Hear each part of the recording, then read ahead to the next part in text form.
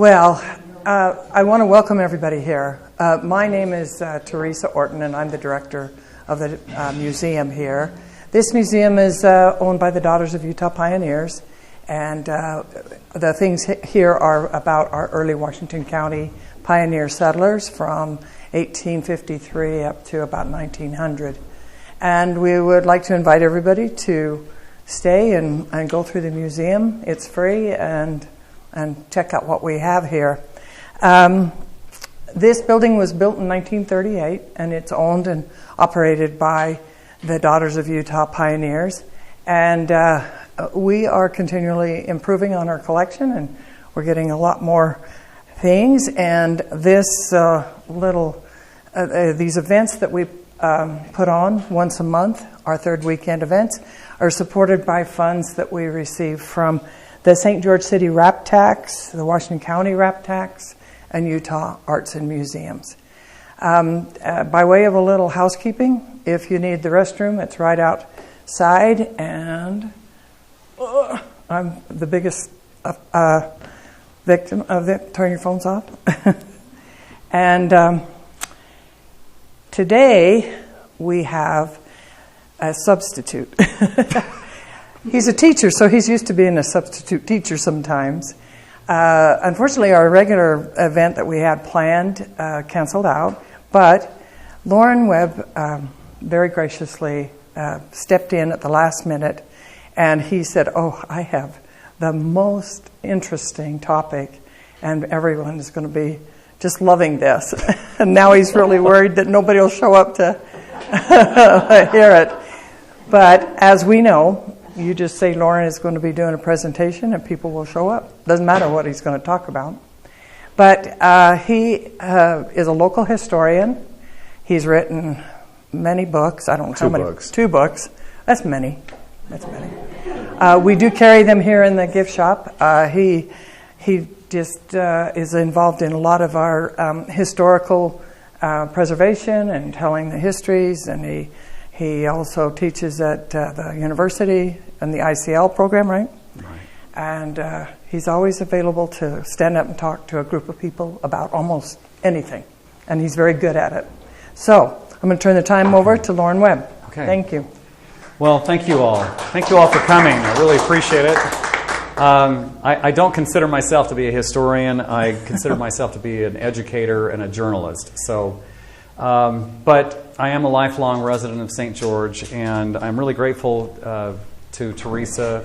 I work with her on the Washington County Historical Society Board, and she's just awesome. And I really appreciate the Daughters of Utah Pioneers allowing me to come and in this lecture hall and in this building. I really appreciate that. I'm also on the board of the Sons of Utah Pioneers, and I teach 3 classes out at Institute for Continued Learning. I teach the history of Washington County, I teach the history of Utah, and ghost towns of southern Utah. So, okay. This topic today, maybe just a little bit of background about how I came to know about this topic. I happened to be reading in one of my former teachers. I don't know, some of you may have heard of Heber Jones. Heber Jones was my Woodward Junior High School history, one of my history teachers, an excellent teacher, and he was also a historian. I stumbled onto his unpublished history of Veo, and it talked about the story of John Tobin. And that is how this came about. So there's pretty much 2 sources that I'll be quoting from, and I'll be mentioning those during my presentation. And I first gave this presentation over at Primrose Assisted Living. It's a facility in the Stookie Farms area of Washington City back in January. During the evening hours of February 17th, 1857, 4 men on horseback who were traveling through southern Utah set up camp along the base of a steep bank of the Santa Clara River 1 mile north of Gunlock, Utah. According to independent researcher Ardith E. Parshall, who published an article entitled Pursue, Retake, and Punish, the 1857 Santa Clara Ambush, it's in Utah Historical Quarterly, Volume 73, Number 1, 2005. The men, quote, turned their horses loose to forage, ate their supper, laid out their bedding with a small fire at their feet, and they went to sleep. At 4 a.m., February 18th, the men were suddenly awakened by a hail of small arms fire from the brush along the river. One camper, John Tobin, was hit by a shot that entered under his right eye, passed through his nose, and lodged into his left cheekbone, along with some lesser wounds, left him lying on the ground as his companions scrambled for safety away from the campfire. Another man was grazed in the neck. A third, John Williams, had 2 fingers shot off. The fourth, John C. Peltro, was uninjured. He later claimed he returned fire, reporting that he heard the groan of a man he had hit. Quote, most accounts simply state that the victims fled for their lives, leaving Tobin for dead in his bullet-riddled blankets, unquote, Parshall states. When the ambushed men later returned to the campsite in the daylight, they discovered that Tobin, although seriously wounded, was still alive. They then collected lead slugs fitting Navy Colt revolvers, and they counted 56 holes in their bedding. They examined boot prints and the tracks of 8 shod horses and were convinced that their assailants were white men. Because their horses had run off during the shooting, they could not carry Tobin with them. With no other choice but to remain in camp, they settled down to wait for Tobin to die or for someone to pass along the trail who could carry him out. Responsibility for the attack on John Tobin and his companions was blamed on the Mormons, presumably directed by Brigham Young, who was then governor, superintendent of Indian Affairs, and head of the Nauvoo Legion, as well as president of the Church of Jesus Christ of Latter-day Saints. To provide some context to this bizarre incident, the years 1856 and 1857 were noticeably unusual in Utah, and especially southwestern Utah, according to local historian Heber Jones, who wrote an unpublished paper entitled Veil. Let's talk about it. Under his section heading, The John Tobin Story, which is the one that I stumbled onto, Jones writes that the Mormons had been in Utah for 10 years, and the old Spanish Trail had become the established southern route to California, which came directly through Vail and surrounding ranches.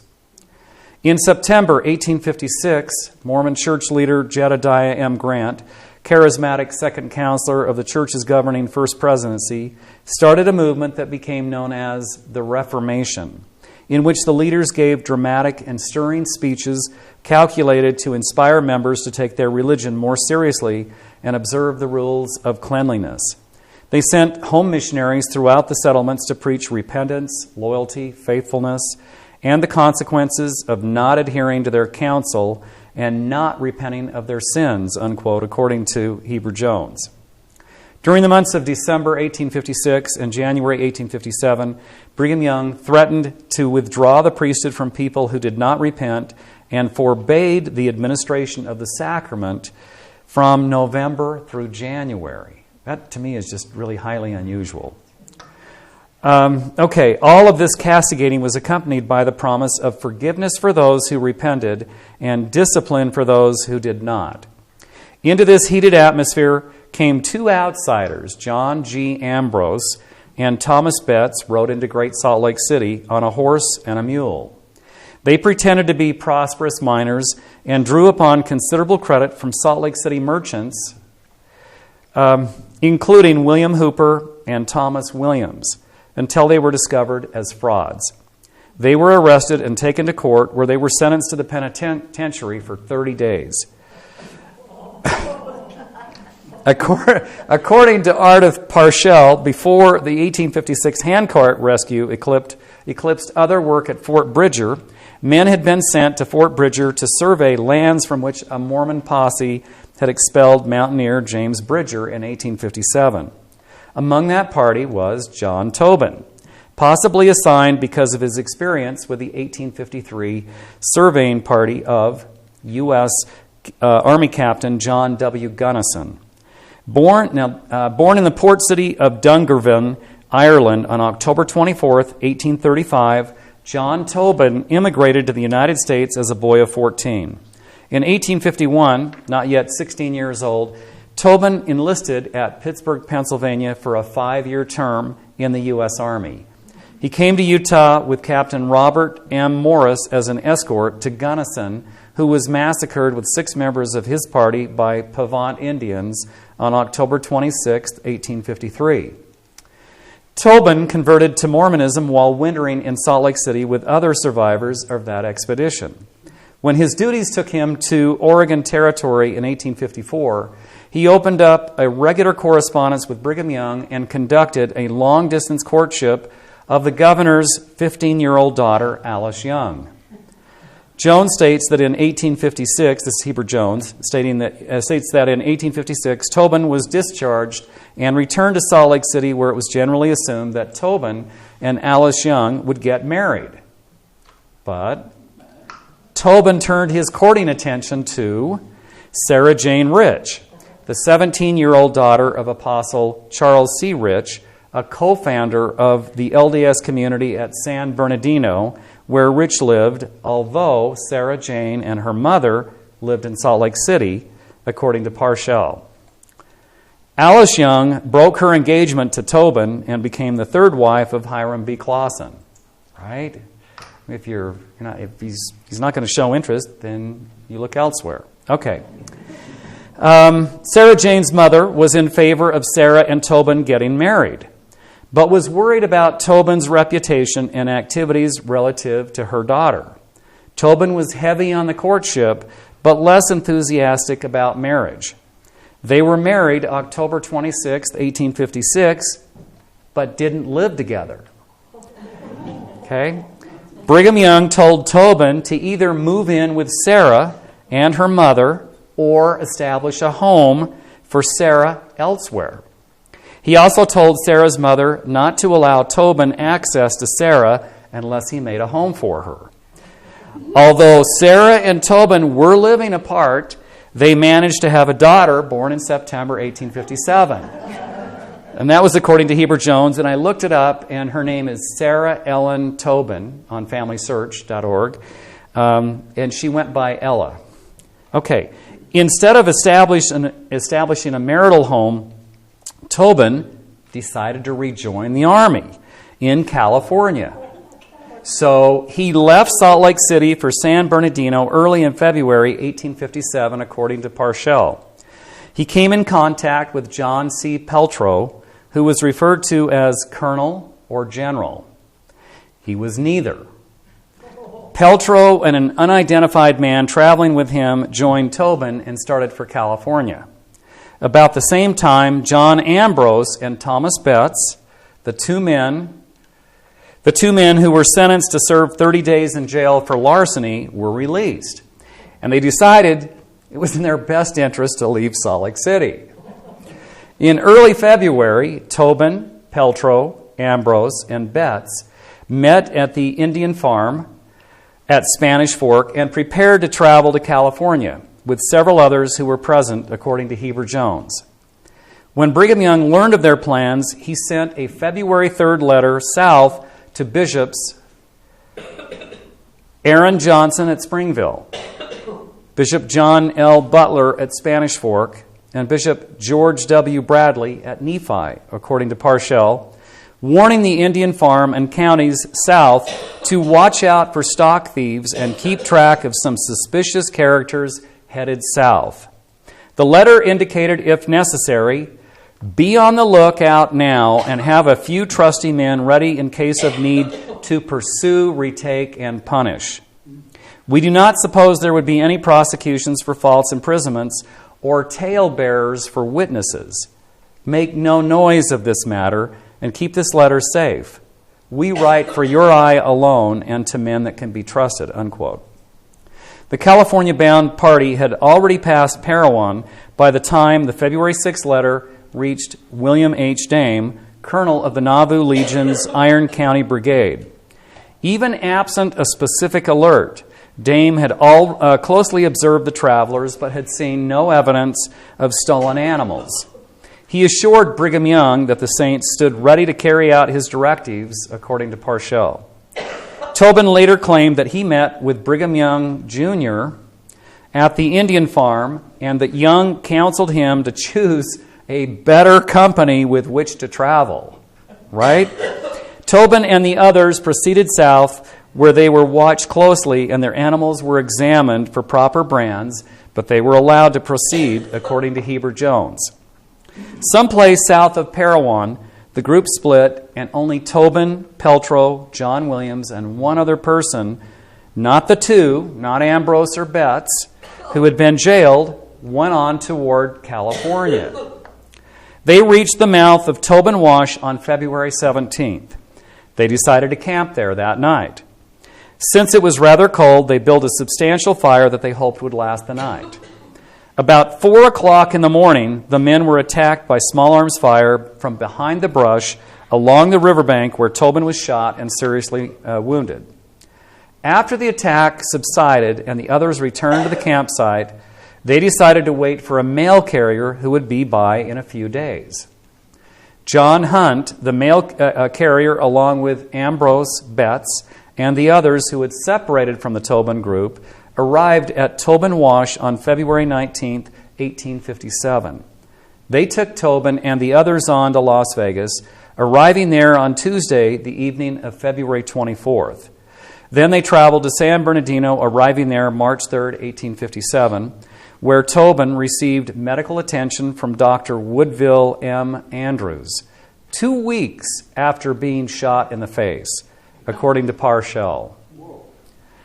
Rumors began to circulate that Tobin had left the Mormon Church, and that was the reason he was attacked. Charles Rich, in a letter to Brigham Young, described Tobin's wound and then noted he believed Tobin, quote, will recover in a short time. He speaks well of you and says he has not forsaken the church or Sarah Jane. But I think different, unquote. In any event, he was taken by 4 armed men to Los Angeles, where he began to recover. Many rumors spread around the country about the attack and reasons for it. Questions were raised as to who ordered it and who carried it out.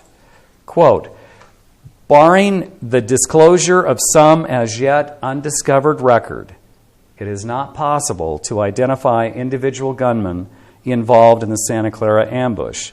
The best testimony is that they were whites, not Indians, unquote, according to Ardith Parshall, the researcher. Clearly unafraid for his life, John Tobin returned to Salt Lake City in early 1858 and opened a saloon on Main Street. This guy's really interesting, okay?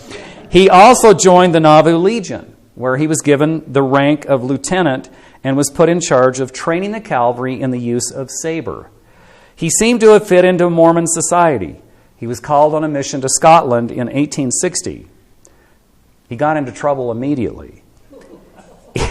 He got drunk and missed his departure date. He pleaded repentance, and Brigham Young let him go. He arrived in Britain complaining of the climate, and by the time he had gotten to Scotland, his repentance had been replaced with his old habits of drinking to excess and committing adultery. He also admitted soliciting a prostitute and other infractions of mission rules. Wow. Okay.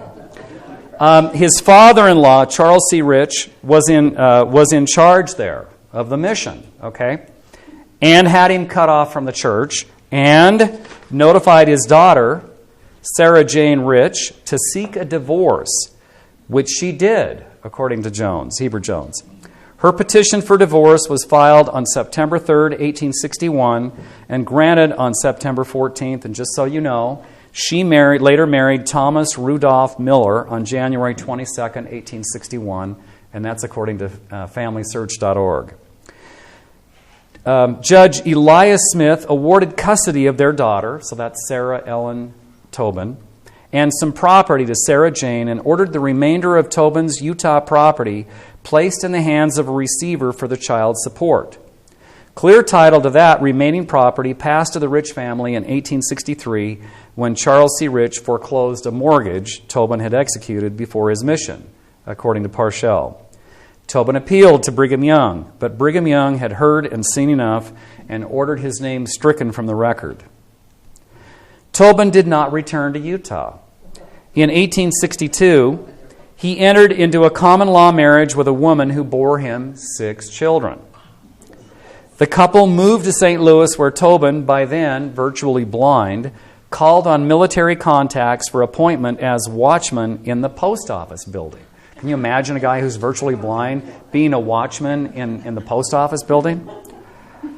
Tobin abandoned his second wife on the eve of their 6th child's birth in 1873 and moved to Springfield, Illinois, where he married a 3rd time and fathered 2 more children, according to Parshall. But I was unable to verify the names of either of the second or the third wife on either FamilySearch.org or any other research site that I could find. And there's another really interesting thing is that I believe that in the 1880 census, it shows John Tobin residing in Salt Lake City. So I'm not sure about that, where she says he never returned. Tobin's history for this period reveals conflicting approaches to his Mormon past. In 1868, he wrote to Brigham Young seeking reconciliation.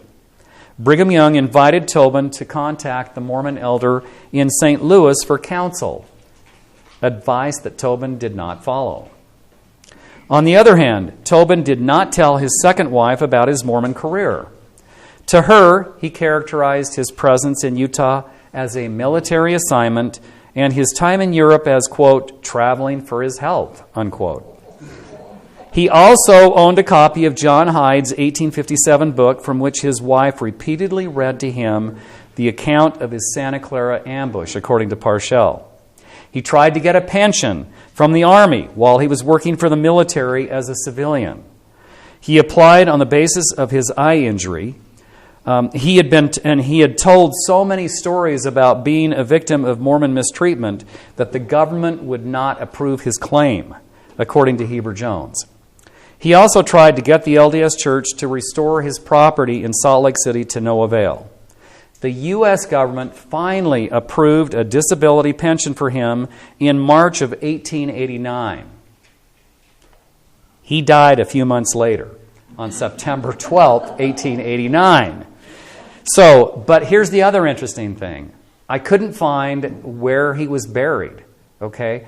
And I thought I was a pretty good researcher, and so I gave up and I contacted my niece, and she's a really good genealogy expert. And she searched and searched, and she was unable to find out where John Tobin is buried.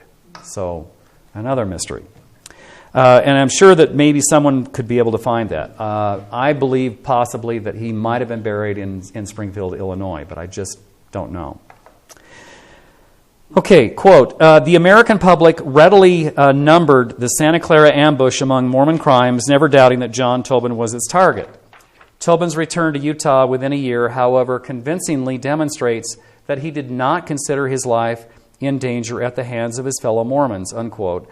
Ardith Parshall states, continuing quote, evidence that the California-bound travelers were watched because Ambrose and Betts were among them makes the attack on Tobin one of mistaken identity.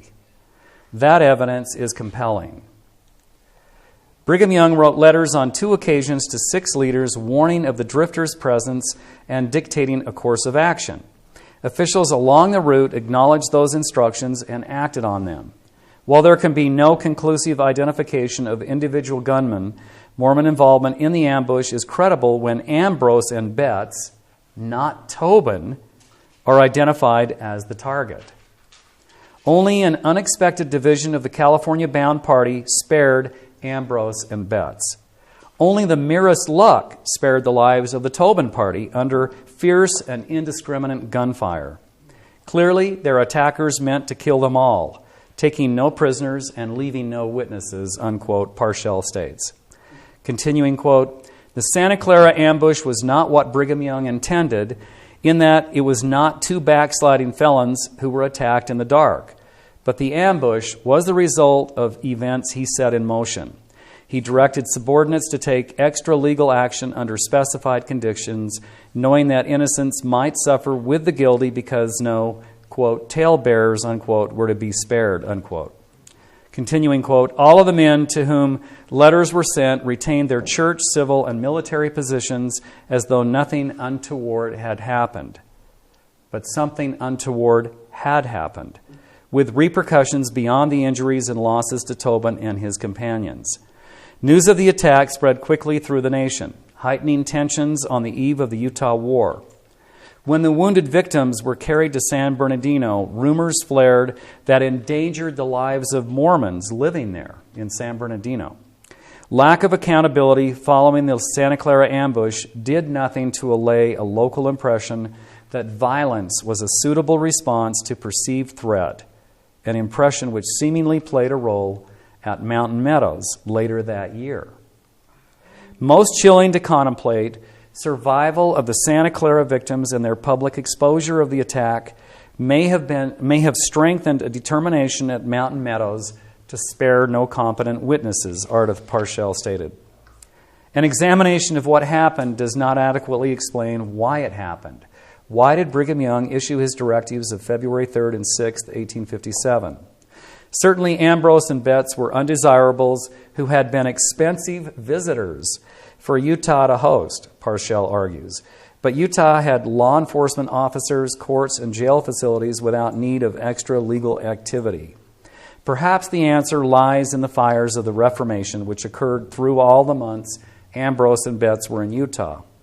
On the Santa Clara River, the night of February 18, 1857, theocracy deteriorated into fanaticism, with punishment visited on the demonstrably innocent, absent evidence that anyone at all was guilty. Failure to hold anyone responsible for the Santa Clara ambush foreshadowed the silence to follow the Potter Parish murders in Springville the next month, the massacre at Mountain Meadows in September 1857, the October 1857 bludgeoning death of Richard Yates in Echo Canyon. And by the way, he was a civilian mountaineer and non-LDS ammunition trader who resisted Brigham Young's demand to sell his inventory of gunpowder to the Legion. So Yates sold his munitions to the U.S. Army's Utah expedition, and he was executed by William Hickman. And William Hickman was arrested in 1871 for Yates' murder, and all of his wives, except for his first wife, left him. And then there's also the murder of the Thomas and John Aiken party near Nephi in November 1857. In 1877, Porter Rockwell and William Hickman were indicted for that massacre. Okay, so it probably, and that, of course, information, generally speaking, there was according to Parshall. It will probably never be known who attacked Tobin or why. However, the various atrocities committed along the Old Spanish Trail in 1857 surely illustrate the proverbial saying that, quote, power corrupts and absolute power corrupts absolutely, unquote. Okay, a footnote is that the U.S. Geological Survey identifies Tobin Wash as located about 1 mile northwest of Gunlock Road on Tobin Wash Road, located 1 mile north of Gunlock, Utah. Tobin Bench is also located 3 to 5 miles northwest of Gunlock near BLM Road 0119. It's a safe assumption that Tobin Wash Road and Tobin Bench are all named for John Tobin. Now, interestingly enough, I checked with the U.S. Geological Survey. I sent an email to them, and this was their response. I tried a search for the two names you supply, and no history was included. So they didn't know the answer to that. And I thought, really? You guys don't know the answer to that? And then I was talking to Laurie Jones before I came up here, Heber's wife, and she told me there is a road named in St. George called Tobin Road. And it's just off of Riverside Drive going north, and it ties into the backside of IHC, the hospital there. So I was just astounded. So anyway, thank you all. I appreciate and And does anyone have any questions? Because that's the end of my presentation. I just want to make a comment. That new development that's on top of Nell Knoll is called Tobin Way. Called Tobin Lane? Tobin Way. Tobin Way. Yeah, that's the thing.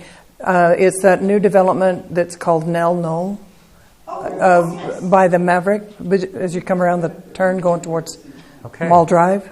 Yeah. Okay. And it's called Tobin Way. Wow. Any questions? Does anyone have any questions? Wasn't it the case that Brigham Young was pretty high up in the social strata at that time? How was it that John Tobin was able to have correspondence with him?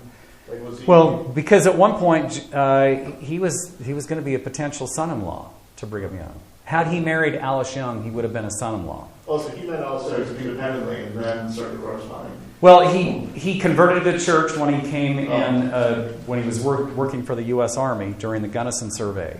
He came into Salt Lake, and so I have some information on that. So let me see if I can give you this. I looked this up too. Okay, under John Tobin and Family, FamilySearch.org. So confirmation was performed for John Tobin in the Salt Lake Temple on this is August 31st, 1897. So this was after he passed away. Initiatories were completed on John Tobin at the Endowment House on the 17th of June, 1856. And his endowment was completed on John Tobin on the 17th of June, 1856 as well. I thought this was interesting. He was apparently sealed to his parents. That was completed at the Pocatello, Idaho Temple on the 16th of September, 2022. And he was sealed to his spouse, was completed at the Boise, Idaho Temple on the 11th of March, 1994. Now, I don't know which spouse that was. I'm assuming, how could he be sealed to Sarah Jane Rich when she was divorced him and married somebody else? Yeah. And then he had a common law wife, and then his third wife, So I don't know. That left a question in my mind. Yeah. So, anyway. So how many children in total is that? Is it 8, 9? Yeah, 8. So he had 6 with his common law wife, 2 with the third wife, and 1 with his first wife. So that's 9. 9 children. That he knew of. 9 children. Yeah, that's a good point. I failed to total up all of his children. So 9 children. I know some Tobins in Oregon. Maybe he lived there too. Yeah, don't know. He was in Oregon Territory, you said. That's right. He was in Oregon Territory for a short time. That's right. He was. So, okay. Any other questions? It only starts with one and makes a big generation. So, if you're interested, like I said, here is the article "Pursue, Retake, and Punish: The 1857 Santa Clara Ambush" by Art of Parshell. It's a really interesting article. And then I also brought. So this is the history that Heber Jones wrote, and it's called Vail. Let's talk about it. And I learned from Larry Jones that he started giving these presentations to the high priest group in Vail, Utah, in the evenings, once a week, and he compiled that into the unpublished history, and then made enough copies for the heads of families in Vail, and that's how it got distributed. And that's all from Larry Jones, who's a member, by the way, I think, of the DUP here. So, anyway, thank you so much for being here today.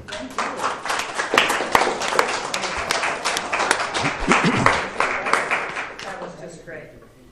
We really want to thank Lauren for this beautiful, wonderful presentation. Very informative. And again, thank you for stepping in to fill this cancellation. This is the last event we have for this season.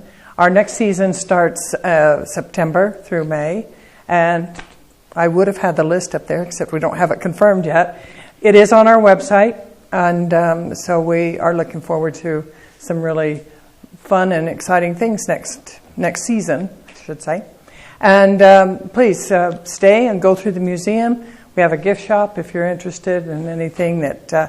most of the items are handmade by our membership of the DUP and books by local authors. So again, thank you for coming. We so appreciate you coming out and listening to our event. And this is a great ending for our season. And thank you, Lauren. Yeah. Oh, thank you. All right. Thank you.